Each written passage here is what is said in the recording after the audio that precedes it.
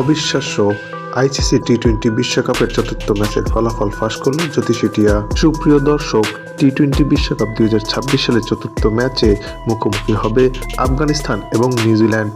এই খেলাটি অনুষ্ঠিত হবে আগামীকাল বাংলাদেশ সময় বেলা 11:30টায় M Chidambaram cricket ground stadium, চেন্নাইয়ে।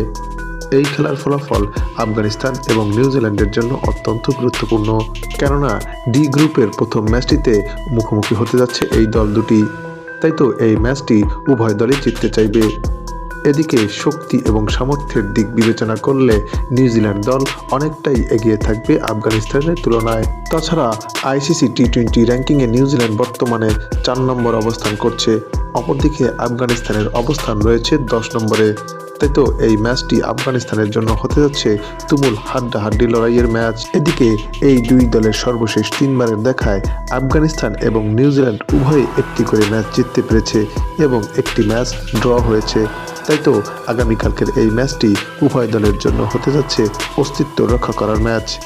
এদিকে এই দুই দলের খেলার ফলাফল নিয়ে ক্রিকেট বিশ্লেষকদের মতে নিউজিল্যান্ডই এগিয়ে থাকছে।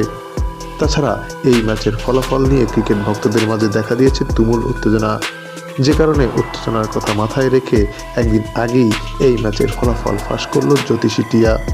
টিয়াটির সামনে দুই দলের পতাকা সম্বলিত খাম রাখা হলে টিয়াটি নিউজিল্যান্ডের পতাকা সম্বলিত খামটি তুলে নেয়।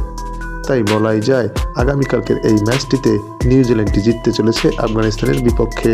সুপ্রিয় দর্শক, নিউজিল্যান্ড বনাম আফগানিস্তানের মধ্যকার এই ম্যাচটিতে কোন দল জিতবে, নিউজিল্যান্ড নাকি আফগানিস্তান, তা আপনিও জানাতে পারেন আমাদের চ্যানেলের কমেন্ট সেকশনে।